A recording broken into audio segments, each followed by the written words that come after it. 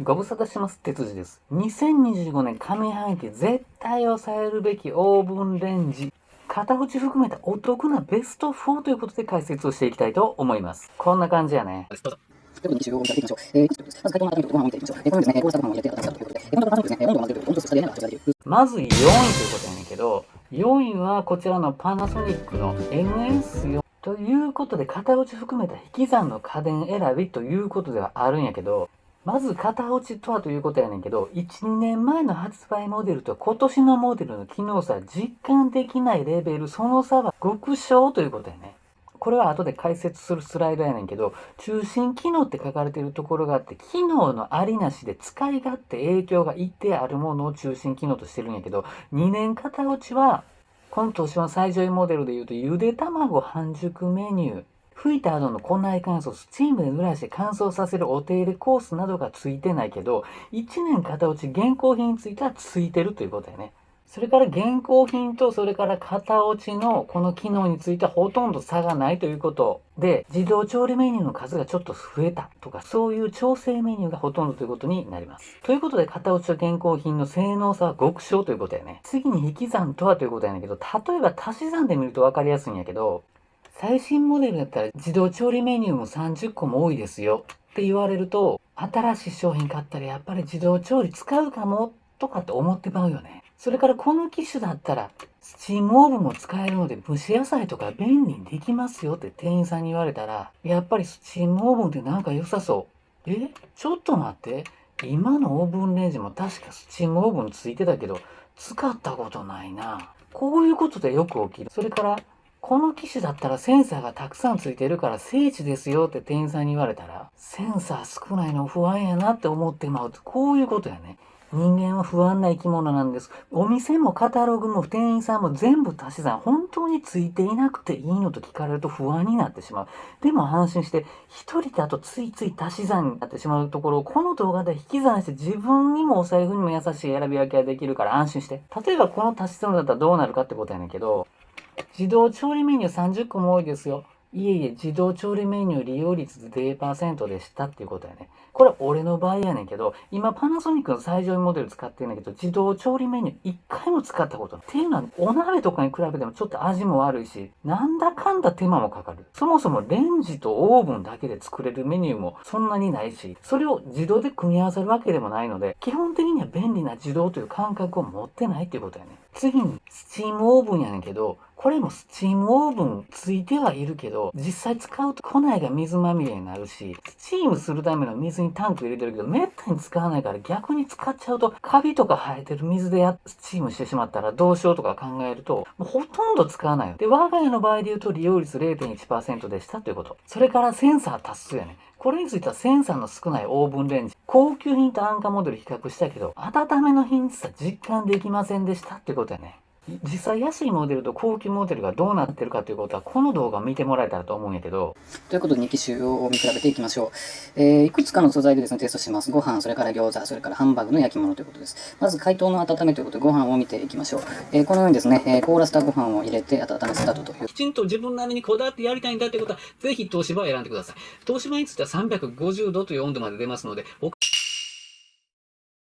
型落ちを含めた引き算の家電選びとは、まずは購入後にその機能の有無で影響が微小なものは引き算するっていうことやね。必要な中心機能が搭載されているモデルを選択して、型落ち含めて安く買うということやね。ということで実際使い比べたのはこの4モデルになるんやけど、3万円前後の安いモデルと10万円前後のモデルやね。これ安い高級って言うけど、やっぱり結構差激しいよね。3万円ぐらいのモデルと10万円ぐらいのモデルになるんやけど、7万円も差があるからね。7万円って言ったら結構な買い物できるからね。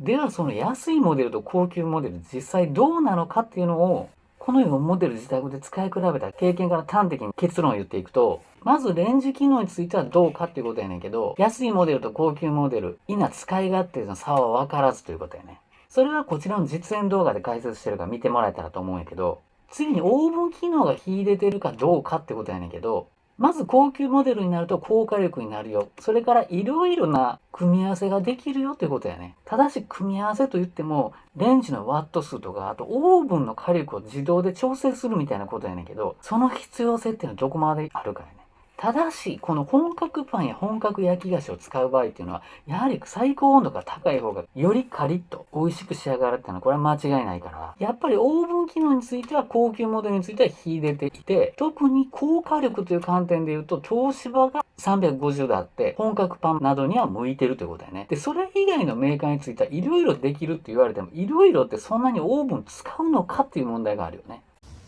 雨降ったら結局おかん。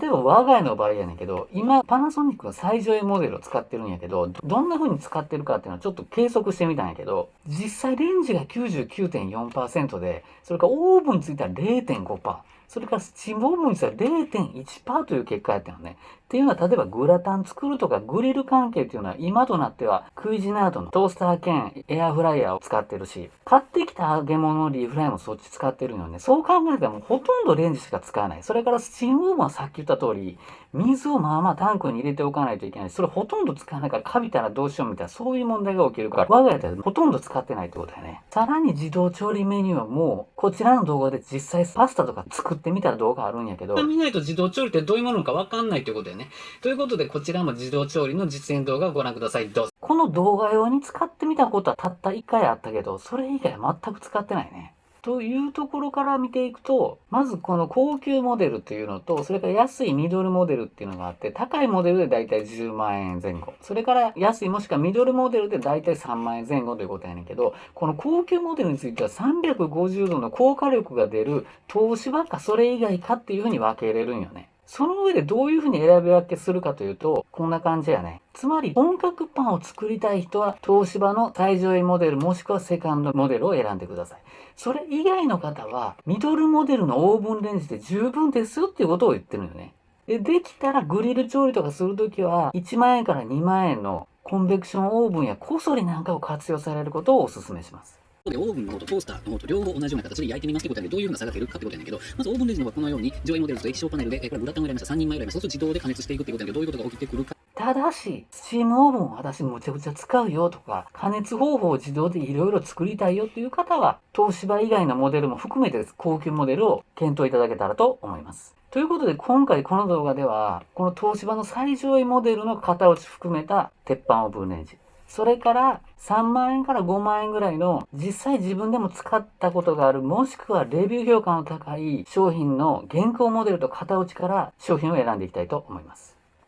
ということでまず東芝のオーブン最高温度350度から見ていきたいと思うんだけど、まずこの2024年現行モデルで言うと価格は96,000円と、それからセカンドが86,500円になってるってことだよね。で、この差は何かっていうと、一つはカラータッチパネルになっているか、それからスマホ対応ができているかっていうことだよね。それがセカンドモデルには入ってないということで、タッチパネルでスマホみたいにできるか、もしくはできないかってことだよね。ということで型落ちの方を見ていきたいんやけど、こんな感じになっていて、どういう差があるかっていうと、まず2年型落ちモデルで言うと、このゆで卵、半熟温泉卵メニューがないっていうことと、それから庫内乾燥とかお手入れコースも、現行品と型落ちモデルに搭載されているものはついていないということになる。逆に現行品と型落ちについては中心機能に差はないということやね。というところで価格を見ていくとこんな感じになって、2025年1月現在で言うと現行品の方が値段が安くなってるってことやね。これは時期によって型落ちの方が下がってくるかもしれないから、リンクを貼っておくのでぜひ見ていただけたらと思います。ということで、鉄板候補は東芝の最上位モデル、セカンドモデルについては現行品ということになります。でもやっぱり星 4.2 でレビュー数144で言うと評価高いよね。では次にリーズナブルミドルモデルを見ていきたいんやけど、メーカーとして実際に使い比べて性能を確認できているパナソニック、シャープ、東芝が入っていて、それからレビュー評価が高く機能が他社にない斬新性を持っている象印が含まれているってことだよね。これらの4メーカーのスチームオーブンがついていない、もしくはほとんど重視していないが、オーブン機能は最高温度250度あって、十分使えるオーブンレンジを選択しています。ということで、型落ちの方見てみると、こんな感じになって、まずこのパナソニックの NEMS4C やね。これで見ていくと、この型落ちが1年型落ちで3万1000円。それからさらに2年で言うと4万1000円ということやね。ってことは1年型落ちの方がいいってことやねんけど、機能とかどういう差があるかっていうと、実は現行品になるところで最大出力が1000になって、それからサイズも若干コンパクトになってるんよね。あとセンサーが追加されたとかっていう差があるんよね。でも値段差が、ここで言うと31,800円。現行品で言うと4万円ということで、結構値段差出てるっていうことだよね。それから次にシャープやねんけど、シャープについてはここで見てわかるように、この取っ手の部分の色が変わりましたっていうデザイン変更。それからレシピ集が1年型落ち、2年型落ちは印刷物が入ってたんやけど、今年からはダウンロードしてねってことになっている。というふうに見たときに、まず2年型落ちはもう在庫がありません。それから1年型落ちは36,800円で、現行品が35,000円ということで、現行品の方がシャープの場合お得になってるね。次に東芝やねんけど、東芝はこのメニューの場所の表示というところで、これはもうデザインに関するところやねんけど、現行モデルで言うと、拡大するとこんな感じになって、ここの部分に何の表示もないねんけど、1年型落ちモデルとここにこういうメニューが表示されてるんよね。なのでデザインとしては現行品の方がスッキリしてるっていうメリットがあるね。それからさっき言い忘れてんけど、パナソニックの方も現行品だったらこんな形でスッキリしたデザインになってんねんけど、型落ちもデザイン悪くないねんけど、スタイルチェンジしてるってことやね。なんでこれはデザインもそのような差があるということはご理解ください。ということで、その上で価格がどうなってるかってことやねんけど、こんな風に見ていくと、赤枠が鉄板候補やね。まずパナソニックで言うと、1年型落ちが31,800円ということで値段も安くなってて、評価も 4.2 で、レビュー数405ってこれも結構いいよね。機能差ほとんどない中で、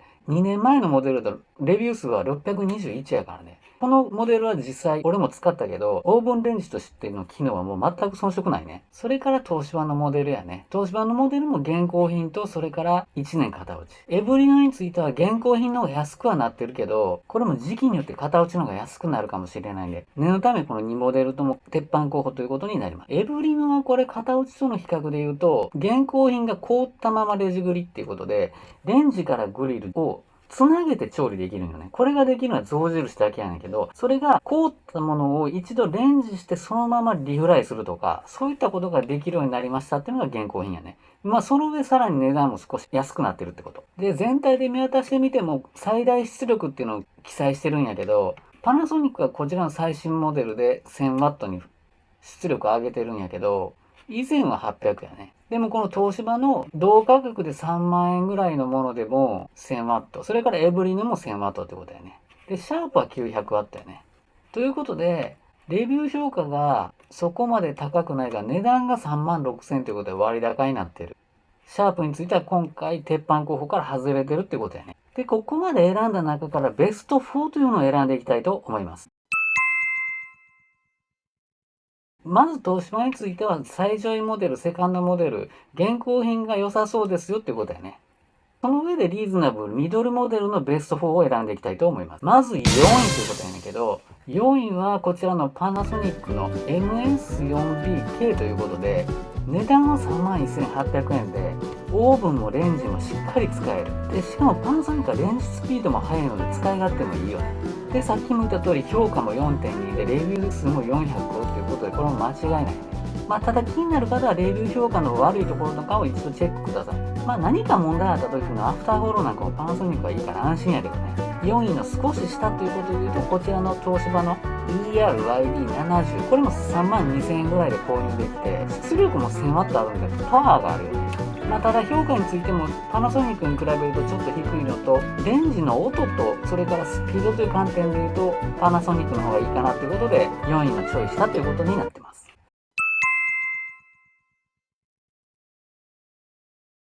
続けて3位やね。3位は東芝の ERD70 ということで、値段は34,745円で、最大出力は 1000W。それからデザインについてもさっきのメニューが記載されてなくて、だいぶスッキリした感じになってるんで、パワーがあってオーブンもレンジもしっかり使えるこの東芝のモデルが3位となります。続けて2位。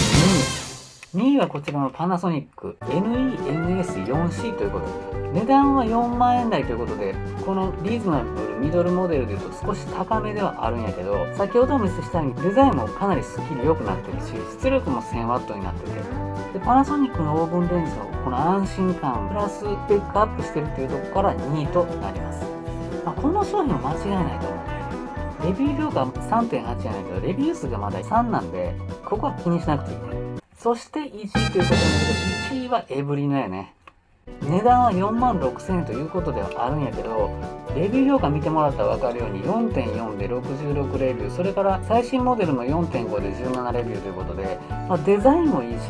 出力、パワーもあるし、それからレジグリっていう何より他のメーカーにはない機能があって、それ以外にもサクッとできるレジグリみたいなことでサクレジっていうのがあって、これで言うとレンジで温めてグリルでサクッとリフライしちゃうっていうことや、それから浮きレジっていうことでボウルの中に食材を入れてちょっと浮かした状態でレンジするとムラなく温めることができるっていう機能。